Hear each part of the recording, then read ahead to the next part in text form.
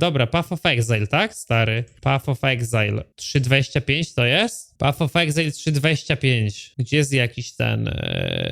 co mam wpisać? Trailer, teaser? To jest ten pokaz 40-minutowy, nie? Dobra, new content reveal. Games. Welcome to GGG Live. Today, we're going to show you an exclusive reveal of Path of Exile Settlers of Kalguur, which launches next week on July 26th. Pewnie napisy chcecie, nie? Twitch drops are enabled on today's livestream. Ej, a Piotrek mi mówił, bo byliśmy wspólnie na wyjeździe, nie? Dzięki, Piotrek, że kuchnię zajebałeś na godzinę, nie? Kto ma wiedzieć, ten wie. Ja to przewidziałem, widzowie. Sprawdźcie sobie przed 2 tygodni, jak zapowiedzieli tą ligę, powiedziałem, że będzie nowy system rozwoju, gdzie będziesz wysyłał ludzików na misję i podobno to przewidziałem, czajcie to? So make sure you follow the instructions below in order to claim your Corsair back attachment. In today's stream, we will take you on a deep dive into the new Settlers of Kalguur Challenge League. We'll cover the league mechanics, its new and revised crafting systems, a new trade market system for currency, some sweeping balance improvements, including 2 ascendancy class changes, endgame improvements, some further additions to the campaign, and some quality of life features. Nie wiem, co byście We'll chcieli then talk about zobaczyć? our console native port releases and the features that come alongside them. Finally, we'll show you our new supporter packs, ending with a live Q&A session where Ziggy D will ask Path of Exile's game director Mark your questions from Twitch chat. After the live stream, we'll drop the full patch notes. I'll hand over to Mark now to introduce the new league. We've really innovated with the content in this league, and I'm really excited to see what everyone thinks. So let's just get right into it with the trailer for Path of Exile. To świeżo wyglądają, nie?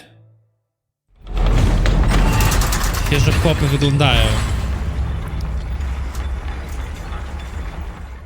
A może bym zagrał widzowie Impalami, co? Rayclast is a cursed land. You'd have to be mad to settle here.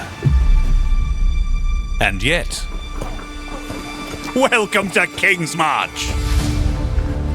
It's not much yet, but with your help, we can erect the greatest city Rayclast has ever seen. We'll need resources and savvy planning.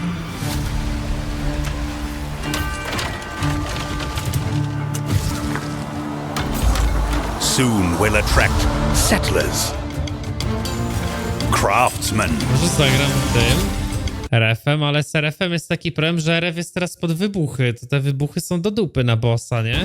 Fortune seekers. And of course, pirates. Ty, ale to już vibe'y PoE 2 totalne łapie, nie? Paski życia na górze. But if... Co ty gadasz, chłopie? Jaka gra ekonomiczna się z tego zrobi? Patrz, kurwa, to jest suwaków na różnych resursach, co jest? Prevail. Our ships will be heavy with gold. Trochę. We hope to achieve the impossible. We hope to build a home.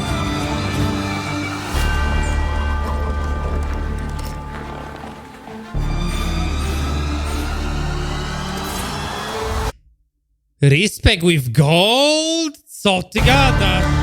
Currency Exchange Market. Tego ciekawy jestem, jak to zadziała, jak to wpłynie na ekonomię, stary. Warden Ascendancy Class? Co? Poczekaj, nowa ascendancja? Ale kto to dostaje? To Rangerka dostaje, tak? Nową ascendancję, jakiegoś reworka całkowitego? Zamiast Raiderki. A Raiderka to była ta podpoty, co każdy to grał? Nie. To była Pathfinderka. Gladiator rework. Już widziałem, że Gladiator to jakiś podbloku się będzie grało, nie? Melee rebalance. Endgame improvements. Endgame improvements.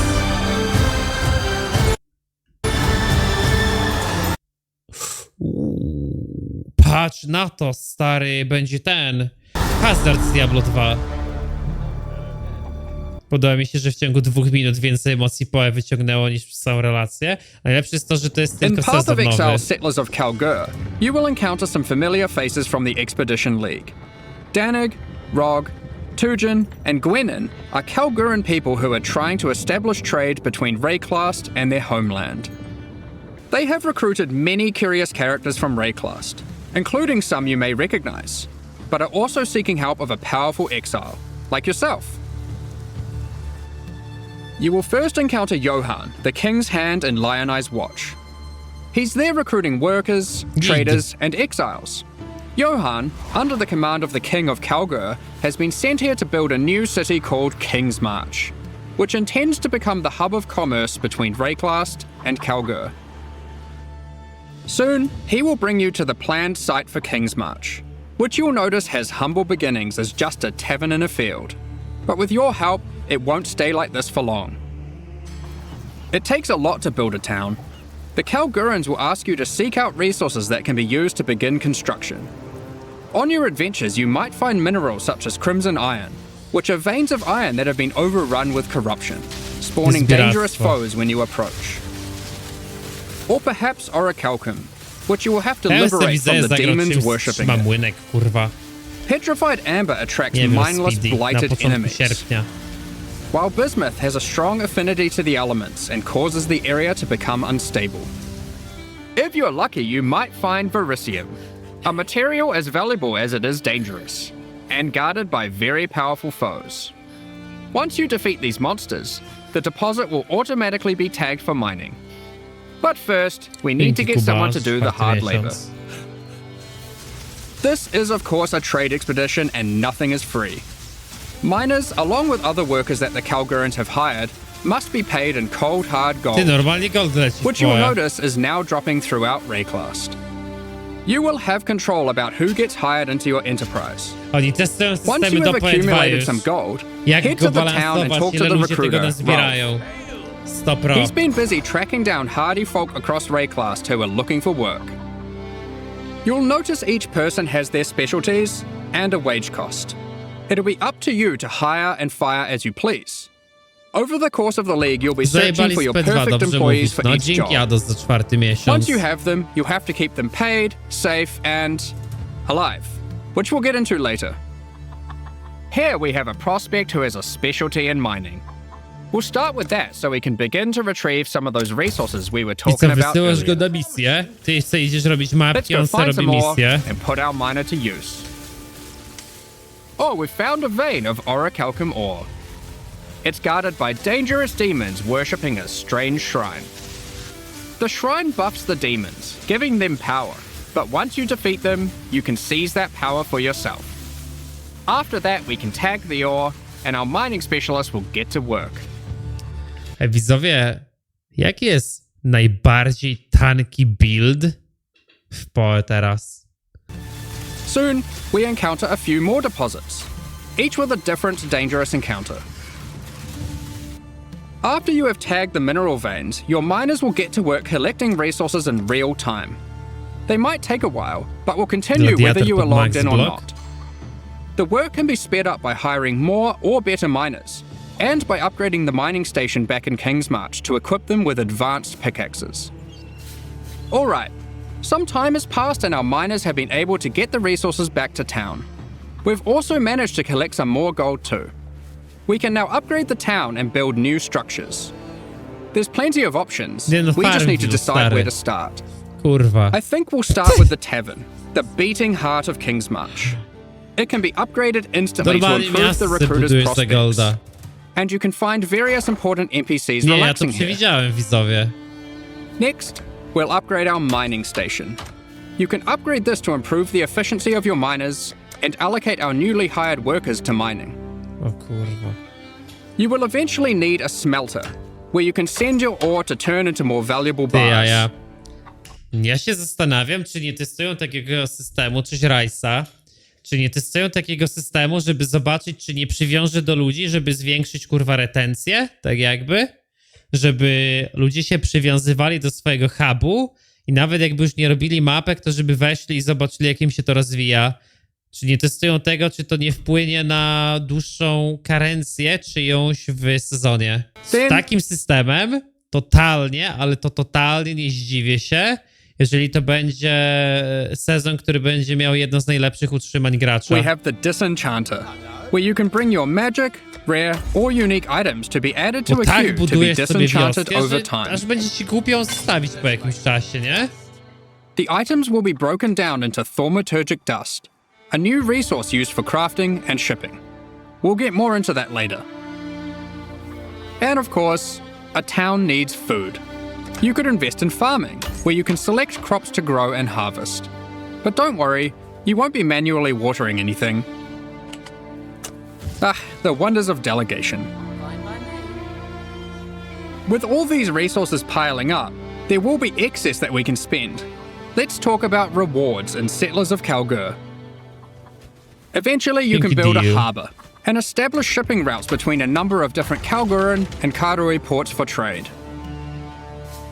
You'll be able to pile your acquired resources onto these ships and send them to a port of your choosing, where your traders will haggle for the best deals. Each port will return specific rewards based on what you send them.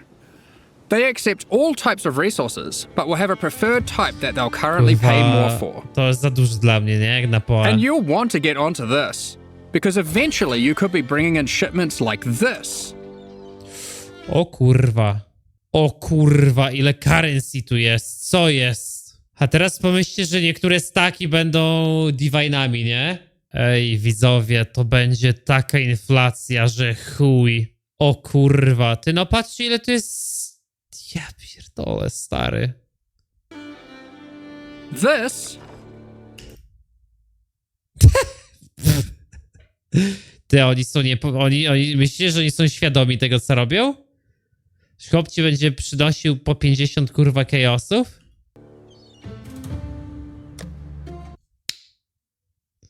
Ja pierdolę.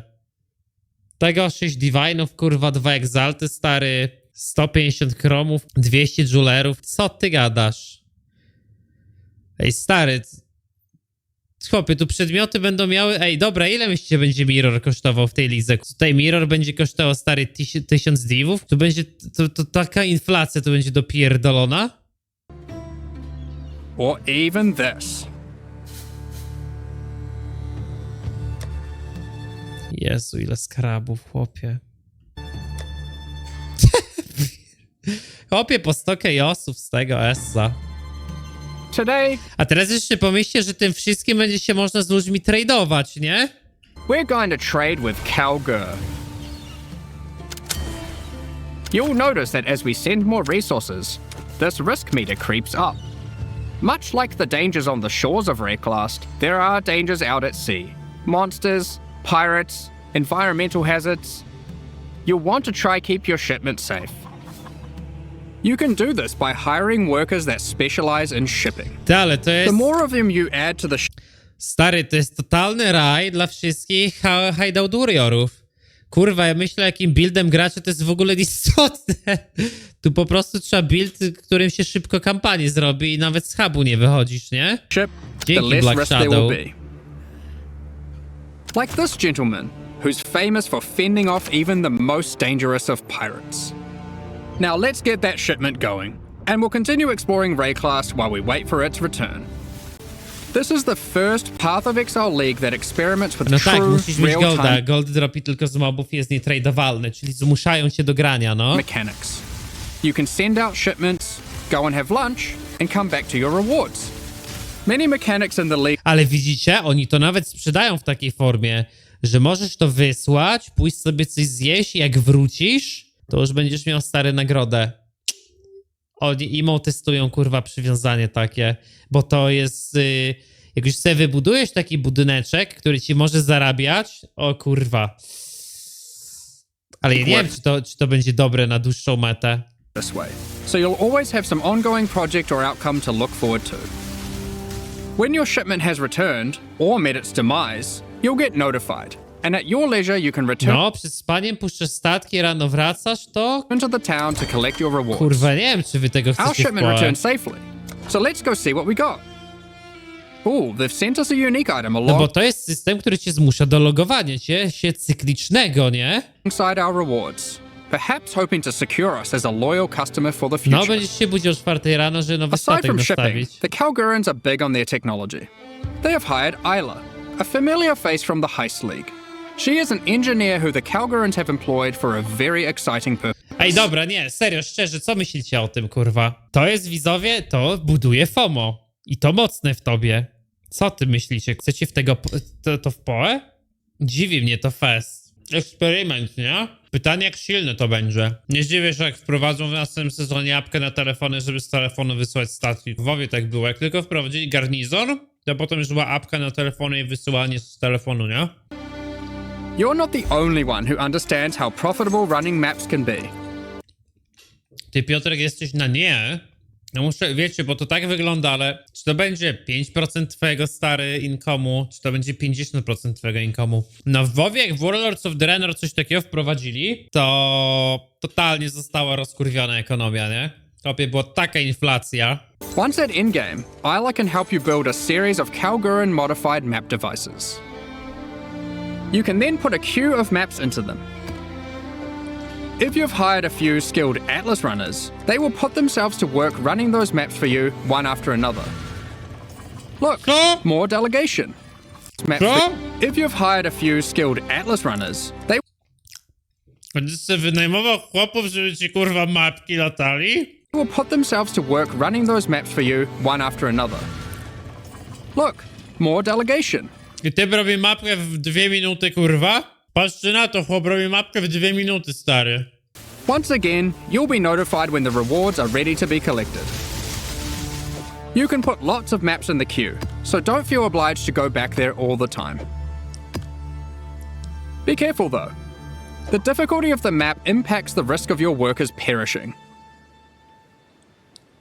Try to pick your best workers, or perhaps just ones you don't like. Consider the difficulty too. Sometimes it's better to just run it yourself. You'll see there are many benefits to having a whole-ass town at your fingertips. Let's talk about crafting services. You should Ja bym tu bardziej widział wynajmowanie innych ludzi do robienia mapek. definitely consider building a runesmithing table. This is operated by Danig himself, using powerful Kalguuran blacksmithing arts. He can engrave runic magic onto your weapons using runes. There are many rune types and combinations to choose from, and you can unlock new crafts that can be applied to your weapons as enchantments. Our design intention here is to take powerful effects you would usually only find on unique items.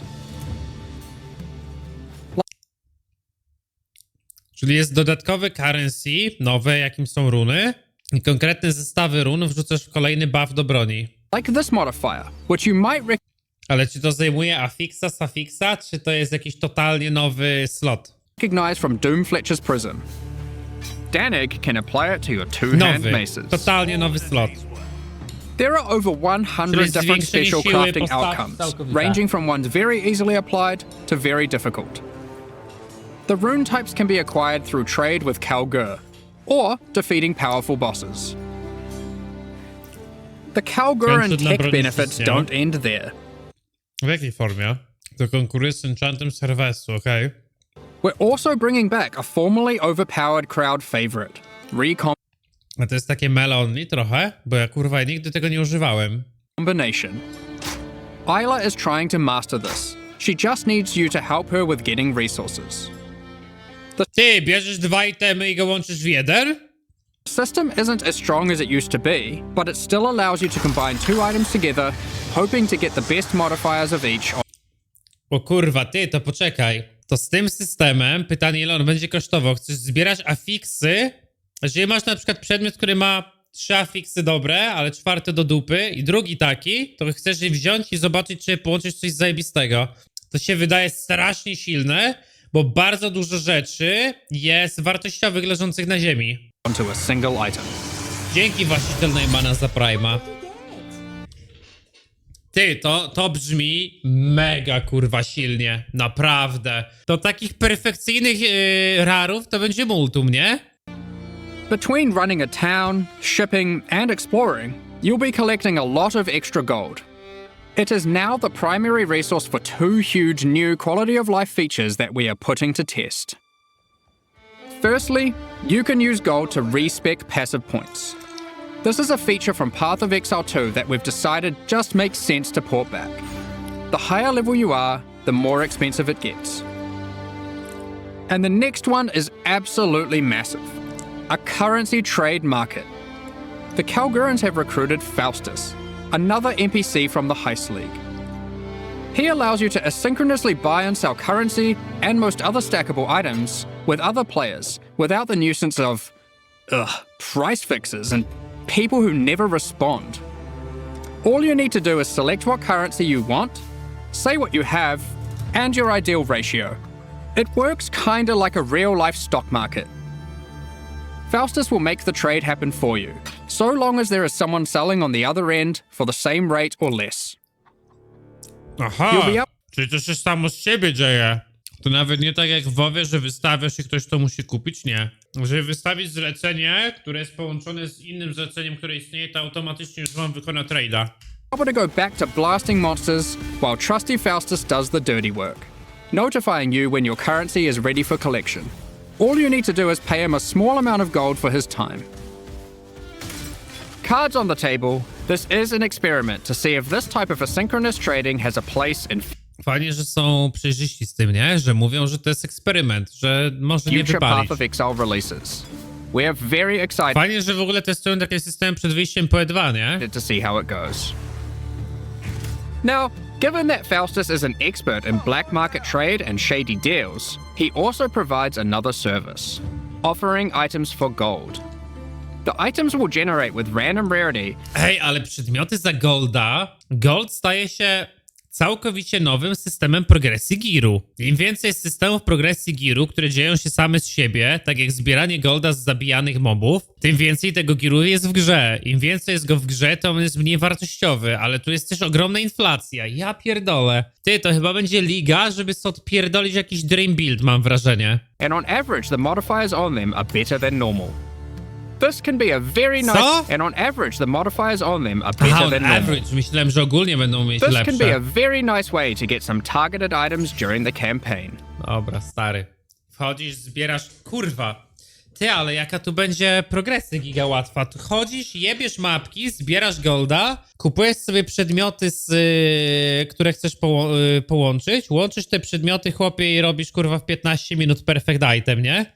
For serious crafters, it can be a great starting point for making those elusive, specific... Te 0 uników będzie mniej, bo Quanta wyjebali. A skąd wiesz, że z Black Marketu nie możesz kupić te 0 unika? in-game items, which perhaps you could take to the runesmith afterwards. Czy gramy party w It's tej worth lidze? noting Nie wiem. Chcielibyście party That you zagrać? can invite Faustus to your hideout, where he will always be Ja mogę available zagrać for party, respecking, takie fajne. currency exchange, and black market items. As your town grows, it will attract more attention, good and bad. Settlers of Kalguur features 3 endgame bosses that will close in on your operations, wanting a 3 piece of the bossów pie. endgame'owych. They might capture and ransom your workers, even your entire ships. You'll have to make some tough decisions. Will you take them on or pay them off? One example of a boss is Sasan, the bandit lord. You won't stumble Ty. I oni napadają na twoje statki, to trzeba raczej bosskillera robić. across this boss by Haracz accident. wciągają, my to. Instead, this unsavory character can come into your town at nie night zagrać. and take your Atlas runners hostage, holding them for ransom. What happens next is up to you. Perhaps you'll refuse to negotiate with bandits, leading to a fight to defeat Sasan and rescue your workers. If you're not up for the heroics, you might simply pay the ransom in gold.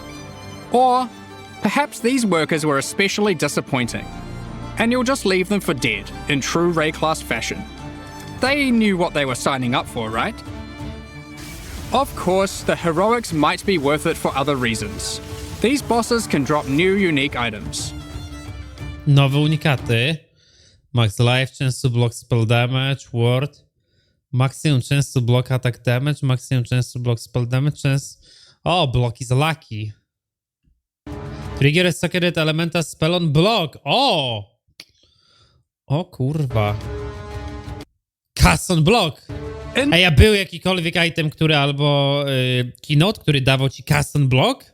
O kurwa, ty to giga fajny, cast on block. In sum, Settlers of Kalguur is a very experimental league with new mechanics that will completely change how you play the core game. We've been sitting on a lot of these ideas for a while and can't wait to share them with you. But there's a lot more to this expansion. Let's talk about balance. Oho. Well, we've finally rebalanced the Gladiator. Gladiatorem nikt It's kurwa nie been a grał, nie? long time coming.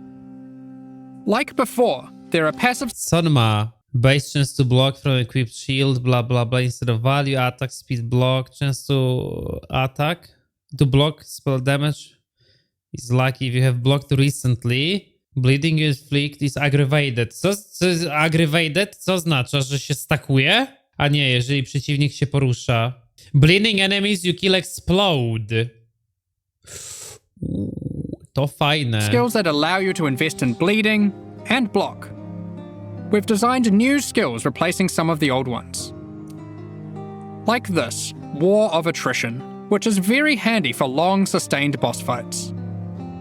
Further alongside the Ej, gladiator a theme, mechanika Impale'a się jakoś z Bleedem nie łączy? Pierwsze co mi przychodzi do głowy to zrobić jakiegoś tego kurwa cyklona z Impale'em, z tymi kurwa duchami, nie? new passive allows you to combine different weapon types while dual wielding to get a variety of powerful bonuses. For example, holding a dagger will give you more critical strike chance, while holding a mace gives you more area of effect. Of course, you could just use Varanastra for all weapon type bonuses. And finally, we have a new notable which allows you to invest in the newly added Retaliation skills. These are active skills which require you to meet a certain condition in order to use them. To nie lubię Once takich you rzeczy. meet that condition, you can unleash devastation on your foes. Here we have Eviscerate, which requires you to have a shield. Or for those who like to dual wield, Swordstorm, which is great for obliterating bosses. Here we have the Divine Retribution skill. This one has the condition requiring you to block. You can then unleash a devastating spell, causing lightning bolts to strike the ground in an X shape around your target location, doing huge amounts of damage. And of course, in true Path of Exile fashion, there are many avenues to invest in these mechanics further on the passive tree and a new support gem. You are able to increase the leeway duration after meeting the condition, reduce the cooldowns, or just increase their damage. The world's your oyster. The Gladiator wasn't the only Ascendancy class we've changed. As we develop Path of Exile systems, we often find ourselves reusing mechanics, increasing their depth, and allowing more avenues to invest into them. As such, the Raider Ascendancy class found itself lacking, with many of its passives commonly available elsewhere. We want our Ascendancy classes to always feel like they're pushing the boundaries, allowing you to change your character in ways that are meaningful and ideally unique. As a result, we've straight up removed the Raider, rest in peace, and we've added a new class in its place, the Warden. This class is largely inspired by its predecessor from the Affliction League, with a few changes. The Warden now focuses on elemental attacks, changing the behavior of shock, enhancing freeze, and replacing ignite with scorch. There's also a skill that allows you to go ballistic with your elemental damage, periodically. The class also grants Barkskin, which is a skill that can be used to mitigate physical damage from hits. After taking a number of hits, it increases your evasion, making it a great defensive choice. Finally, the last thing the Warden can specialize in is tinctures. These are an alternative to flasks from the Affliction League. We're bringing them back with adjusted mechanics. Tinctures can be placed in your belt, replacing flasks. You can inherently only have one tincture active at a time, and it requires a melee weapon to use. While activated, they grant a powerful buff. They can drop as magic items, or be modified with currency to grant extra bonuses. Here is a prismatic tincture. This one increases elemental damage by 100% while active. You'll notice it has two extra effects. One is that it applies mana burn every second. Mana burn is a debuff that builds up while tinctures are active that causes you to lose mana, losing more mana for each stack. Tinctures also have a cooldown, so once you have disabled one, no other tincture can be enabled for a time. These changes make tincture use a more active and interesting choice than it was in Affliction. Both mana burn and the cooldown can be modified. Że tymi tincturami, skoro mają mana burn na sobie, nie próbują trochę walczyć z rezerwowaniem całej many? modified through modifiers on the tinctures Dzięki, or Shufil. on the passive skill tree. Players will want to maximize their tincture uptime for sure. No bo one zmuszają cię do większego regenu many. A oni bardzo mocno z rezerwowaniem całej many próbują walczyć. Here we have a couple other tinctures. The Poisonberry tincture is excellent for poison builds. The Rose Thorn Nerf tincture is każdej the aury. choice for those wanting to deal critical strikes. You might be wondering, with the removal of the Raider, where has the Frenzy Charge investment gone? We've added a Frenzy Charge passive skill to the Deadeye, replacing the Rupture passive skill. A może bym zagrał, kurwa, stary... On top of Ascendancy classes, we have revisited a number of core mechanics. This time taking pains to ensure easy access through the passive tree, skill gems, and simple items. We don't want all the powerful mechanics to be hidden behind layers of complexity. Let's just rapid fire through the key points. If you want more detail later, you can read the patch notes, which will be dropped after the livestream. Be sure to let us know what you think. There's a lot of changes, so be Ty, a jak prepared Atlas wygląda? Będzie coś for w a Atlasie? bit of a shock to the system. I expect it will take Bo ja bym several sobie days for zagrał the dust to chętnie settle Atlas on this znowu one. na tego, na ultimatum. Firstly, we've made some drastic alterations to melee skills. Let me just rip this Tylko, band-aid że off. ultimatum to CI Melee totem grać skill zimą. gems have been removed. Tam, kurwa, masz CI-kę 3 rzeczy z ultimatum We're w trying to ogóle. adopt a philosophy with melee going forward that, unlike other builds, it will be far less oriented A around ultimatum to jest 10 fal, tak? Te set and forget roguelike'owe? gameplay. You will deal the damage yourself, and you should be rewarded for doing so. Na To buff jest compensate, we ultimatum, have to ja buffed gram, the kurwa, damage on ultimatum. almost every single melee skill. As the majority of this damage growth comes from gem levels, we have also made them cost more mana as they level, but it's nothing like the mana costs on spells. Here are some examples of the damage and costs before and after. Heavy Strike has gone from dealing 313% attack damage at gem level 20 to a massive 552% attack kurwa. damage. It's also worth noting, it no longer knocks enemies back. Ty, ale to jest 225% base damage'a, hopie, to jest jakiś... To jest to idzie przed każdą kurwa kalkulacją, no nie? To jest ogromny buff. And Sweep Kurwa, to te melasy będą biły, nie wiem, 10-krotnie więcej, tak mi się wydaje. Pierdolę głupoty. has gone from dealing 281% attack damage to now dealing 664% attack damage at gem level 20. These are just two examples, but the majority of melee skills are now dealing Są już jakieś obliczenia, ilukrotnie będą silniejsze te bele buildy? Nie no, jak 30, jak to idzie na początek kalkulacji, stary, to w chuj więcej. approximately 75% more damage at level 20. Sam gem wylewelowany sprawia, że bijesz 75% więcej na 20 Of levelu. course, with melee A comes weź to przelicz teraz przez wszystkie, kurwa. Mówią, że on average 70% more, czyli dwukrotnie silniejszy będzie melee. close proximity combat, so you need some good defensive options. Ty to możesz New z base Cyclonem types with jakiś higher zagrał. defensive values will now drop throughout the endgame. As you reach yellow, red, and purple maps, you Usunęli can expect to flata z find czemu. higher tier base types in each. For example, Val Regalia and Hubris Circlet are no longer the best in slot items for Energy Shield. There are new base types that surpass them. Combined with some quality changes, which we'll talk about soon, Ty, a Blade Trap nie jest kurwa melee skillem? Nie ma jakiejś kurwa Blade Trap buffa? you can now get better items than ever before in these slots. To compensate, we have reduced the amount of flat evasion and armor from the Grace and Determination auras, but overall, you're getting more defenses than before. On top of this, we have buffed life modifiers on magic and rare equipment. You can now get as high as 189 additional maximum life from a single Kurwa. Sorry, 200 życia na modifier on pojedynczym body itemie. armors, and Co more on ty other gadasz? slots too. Calm's Ej, nie, to trzeba robić jakiegoś kurwa... Właśnie jak ja zobaczyłem te nowe defensywne itemy. Co kurwa, co to jest za chest? 1000 życia, nie ma soketów, 1000 życia.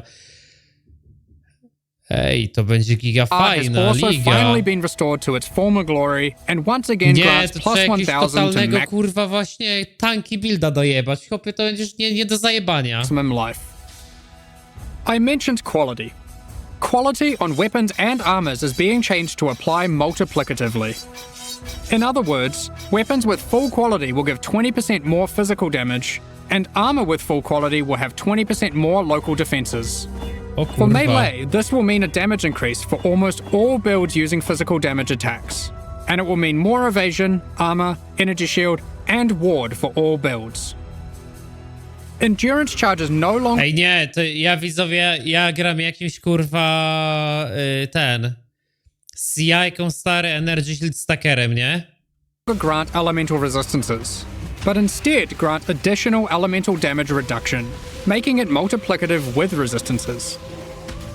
You can now get 4% per charge, alongside the existing 4% physical damage reduction. To compensate, we have made some changes to the Juggernaut, and various unique items like Eternal Damnation. You can get more maximum resistances from the tree, specifically around the Marauder class start. These of course can stack with the new elemental mitigation from endurance charges. On top of this, duels can now roll maximum elemental resistances as modifiers. Ej, nie no, pierwsze co mi dochodzi to stary trickster Since we're jakiś. making elemental mitigation more accessible, Jajką we've na się. heavily reduced accessibility to physical damage taken as chaos or elemental damage. Those stats are still around, but you should not expect to be getting full conversion anymore. Czyli generalnie warstwa defensywna będzie o wiele wyższa niż była, All nie? block passives have been buffed, so you can now more easily achieve block cap from just the passive tree.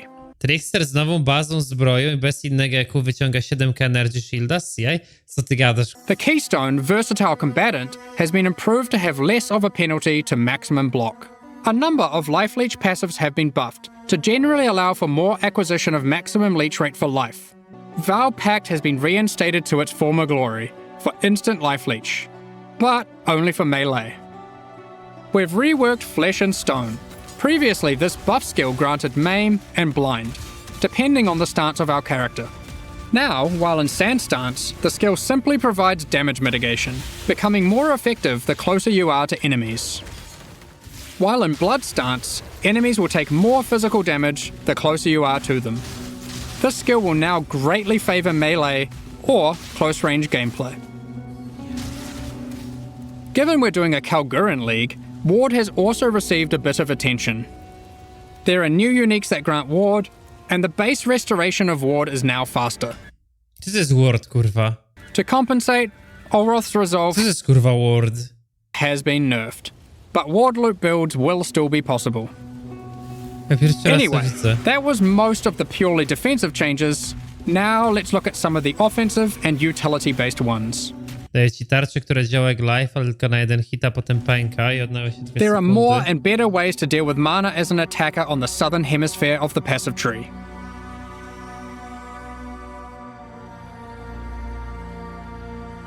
O, patrz stary.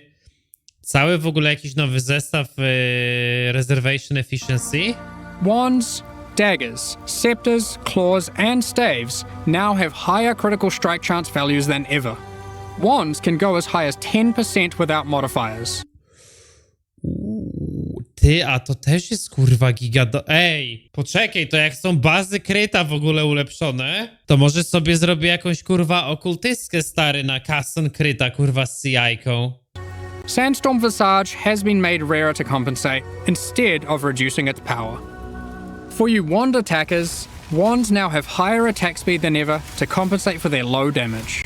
Wand exclusive skills such as Power Siphon, Kinetic Bolt, and Kinetic Blast now have faster attack times. Impale passives have been revised and in general buffed. O, Impale są też kurwa zbuffowane. A ten build pod Impale nie był jakiś dobry na bossy wcześniej, stary, i w tym momencie jak są zbuffowane Impale, to też nie byłby fajny. The buffs granted by Warcries are now Impale nie ma jakiegoś tak pojebanie skalującego się kurwa simpler, damage'a? but more significant, and more universal to builds. They also now apply to allies by default. Banners have been reworked. Instead of having a reservation cost, they are now free. However, they don't grant a permanent buff. Pewnie rzucić trzeba, nie? Banners now need to be placed for the effect to be active. However, once placed, they are far more powerful than before. Additionally, there are new ways to prolong the effects and more ways to invest in them than ever before. Rage has been made more fundamental and discoverable. Rage is now multiplicative attack damage, but no longer inherently grants attack speed or movement speed. It has a new cap, and you can find many new passive clusters that allow you to invest into the mechanic. The goal is to make Rage more powerful as a baseline, and less gated behind the use of specific unique items and ascendancy classes. Berserk has been nerfed, just so you're aware. We have changed how bleed works too. You can now find aggravated bleed on the passive tree. When applied, all bleeds on the enemy will deal damage as if the enemy is moving, for the remainder of their duration. Nice. Dzięki, Devil Goro. The skill Ensnaring Arrow no longer interacts with bleed, so no more will you have to apply bleeds and swap to a bow. You can now achieve the same result using aggravated bleed passives without the annoyance. Rupture from the Deadeye has been turned into a support gem. We've added the new Overexertion support gem, which highly favors slam builds. Now, it's time to look at a hot topic, Magic Find. In the Settlers of Kalguur expansion, we are going to be removing item quantity bonuses from all character items. This will not affect existing items in standard leagues. Magic Find is intended to be another axis on your gear you can scale once you have achieved the power you want. With item quantity being only available on unique items, this meant if you wanted to get the most out of it, you had to be playing a very specific build. We still want people to be able to invest into Magic Find, but now only through item rarity. This can be obtained on a number of rare item slots, and by a much larger number of builds. Czyli tylko unikalne. What about Ventor's Gamble, you might ask? Here it is now. This is one of the biggest balance patches we've ever done. I can't promise that existing builds will all be safe. Even we aren't able to predict all the outcomes here, nor have we even gone into every single change, just the major ones. I don't know, man. Balance is hard. But the sheer number of new, viable options is exciting, especially for melee. And we're determined to drag the game in a better direction. Be sure to read the patch notes after this. It's going to be... jak są bazy na ESO stare ulepszone, to coś pod CI kurwa na ESie. Jakiś S In 3.24, we overhauled the in-game experience by introducing a new tier of maps and reworking scarabs. We want to continue to improve these systems and introduce more exciting in-game content every league. 3.25 is no exception. Let's check out the myriad of changes coming in Settlers of Kalguur. Bo to wygląda jakby wprowadzali jakiś kolejny ogromny patch. To jest Nowa Liga I tyle, We nie? won't go into too much detail here to avoid getting lost in the weeds, but here's a few new ones. Be sure to check out the patch notes after this for more detail. We've also added an additional map device slot, which will be unlocked upon completing your first 10-way Maven encounter. This simply allows for more combinations of scarabs and maps, resulting in more difficulty and more rewards. This is on top of the existing additional slot that can be unlocked by completing your first Tier 17 map. There are now 6 map device slots in total.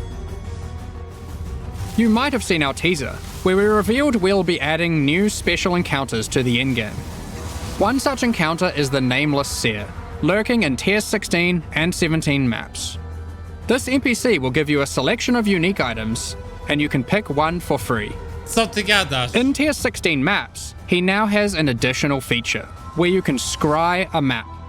This allows you to swap the divination card drops of the current map with another map on your atlas. O, Just to one też caveat. giga dobre, bo ludzie farmią te divination karty na pojedynczych mapach, a tak to sobie możesz swapować I wprowadzać jakiś You powiew cannot have the świeżości. same map be in multiple swaps at the same time. If you want to undo your choice, you can use a I co, szukasz mapki, którą czyścisz najszybciej, wrzucasz tam najlepsze scouring orb on karty. either map on your atlas. We've also made some updates to a couple of leagues. Blight has been updated with some atlas passive skill changes. and double anointed amulets can now drop in blight-ravaged maps. Kurwa, jak się wcześniej double anointy robiło? We've also introduced a new type of oil that can only drop from blighted and blight-ravaged maps. Ritual has Nie also been dało się. Będzie można robić double anointa, czy nie? updated. You can now find one new and many reworked base types, new unique items, corpses you can use to raise as specters, and occasionally a fragment, granting access to the King in the Mist's boss fight from the Affliction League. He will drop a number of unique items that were familiar from the League, but not that which was taken, as it is now that which was taken away. However, Taken he był now jakiś drops a totalnie different broken, nie? Pamiętam. To był Jewel jakiś, kurwa, nie? On był jakiś giga, kurwa, OP. modular jewel that you might recognize from the Necropolis League. Co on dawał? Ascendancję. In Tier 16 and Tier 17 maps, you can now encounter the Wildwood, also from the Affliction League. In case you missed it, the Wildwood is a mysterious forest fraught with danger. In the darkness, you will find magical wisps yearning for freedom. Upon releasing them, they will empower the monsters in your map, promising more danger but more rewards. You may also find random sentinels on the ground near the start of your maps, from the Sentinel League. They work in a similar way to before. They aren't items, but you can click on them and then they can be activated in that area at any time of your choosing. Upon activation, they will buff monsters around you, increasing their difficulty and rewards. And here's one for those who like to live dangerously. You may occasionally find a reflective mist from the Kalandra League. It has two outcomes. It could drop a jewelry item with randomly enhanced or inverted modifier values, or it can give a reflecting mist item, which can be used on an existing piece of jewelry to perform the same action at a time of your choosing. Good luck! There's many other small changes to League content. We're removing the first 15 most boring waves of the simulacrum and rebalancing its rewards to improve the chances of finding unique jewels. O We're kurwa, also adding simulacrum będzie krótsze. some of O! the beasts from Einhar's Memory of Harvest Beasts to the core pool. This includes the Black Morrigan. In other news, we've added a set of new chisel types, which can be applied to your maps to get different bonuses.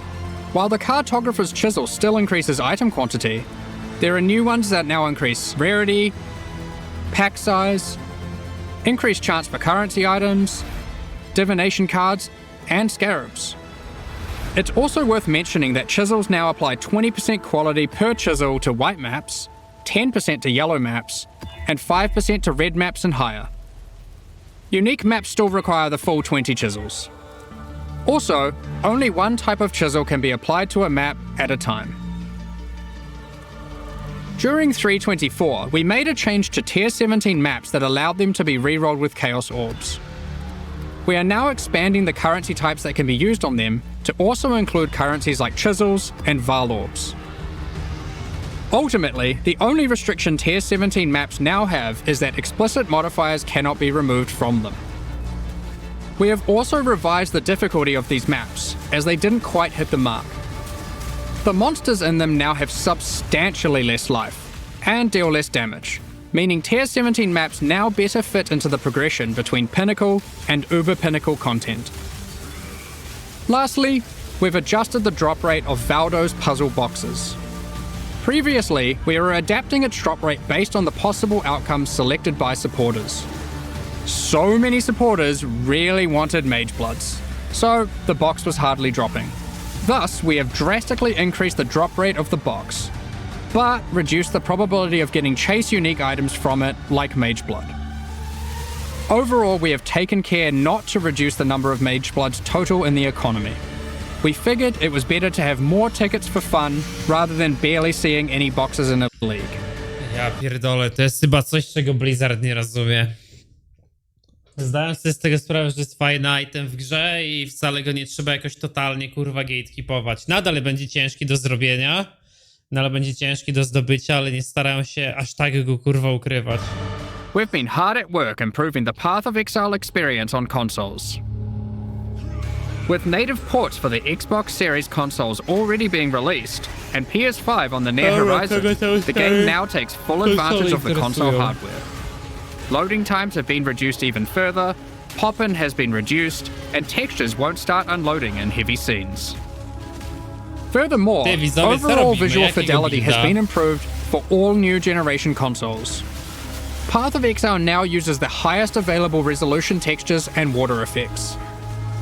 We've installed a new upscaling algorithm that improves the crispness of dynamic resolution, with an additional anti-aliasing pass on top of that. With these upgrades, we also support variable refresh rate TVs and monitors on PlayStation 5 and on all Xbox consoles.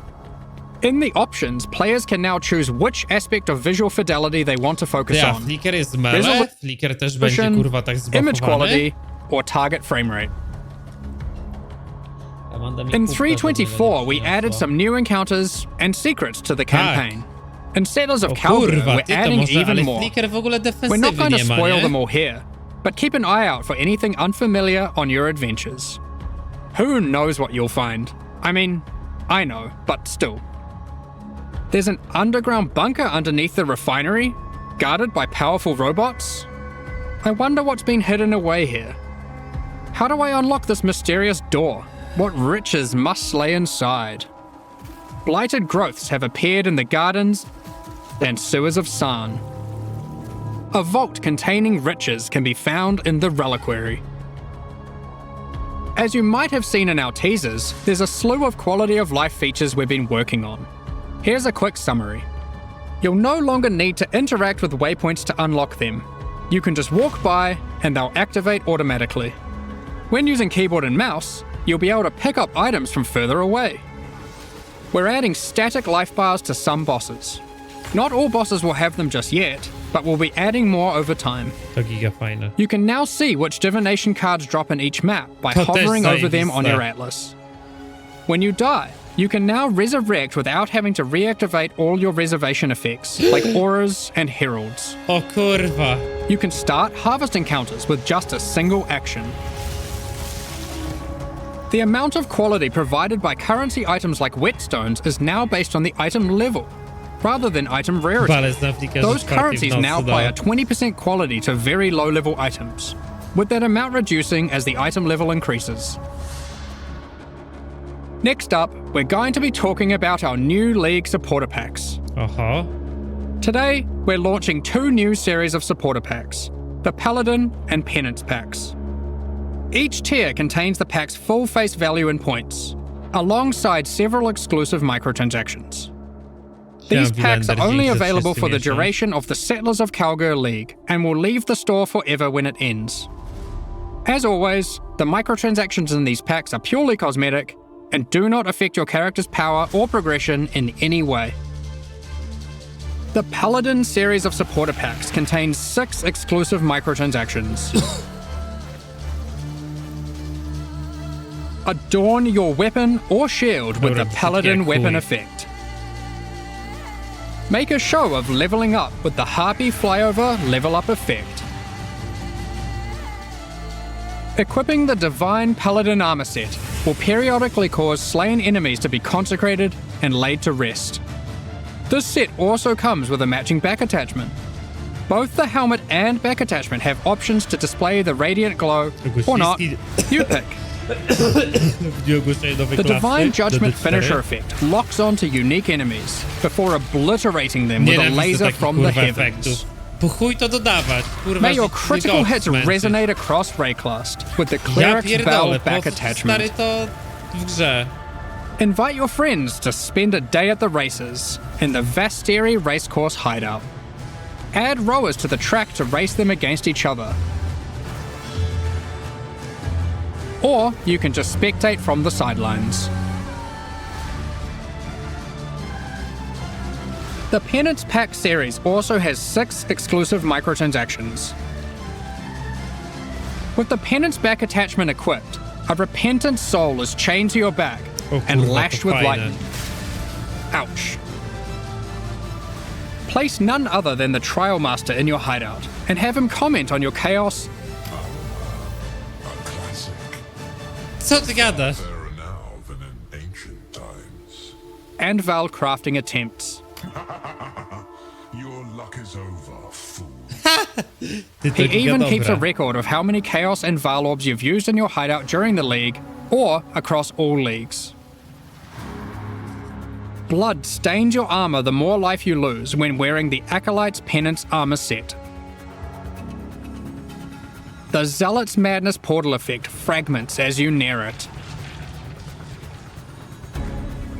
The Cauldron map device boils maps, fragments, and scarabs placed into it, keeping a tally of how many have been thrown into the pot in the current league or across all leagues.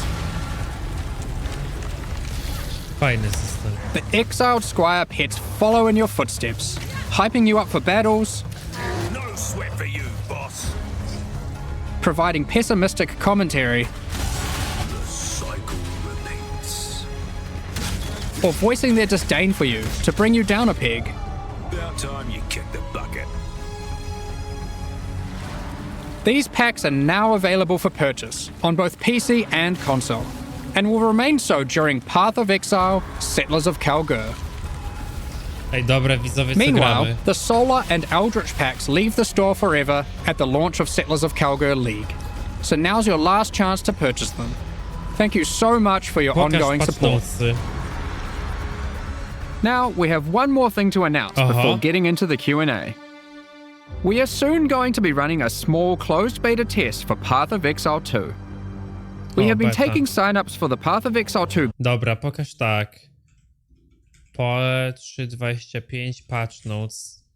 Czyli ultimatum dostało takiego buffa, że nie dość, że robisz ultimatum, to jeszcze moby, które zabijesz, mają drop, tak? Kurwa, to jest giga dobre. Ty, to jest kurwa... To jest giga dobre. Ultimatum ma chyba 3 rzeczy na cast damage, nie? No jaka jest najlepsza rzecz do grania ultimatum? No kurwa, cast inoculation, nie? Co to jest?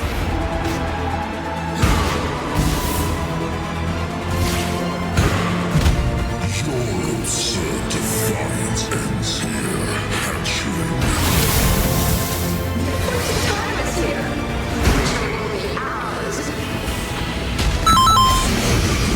Aha.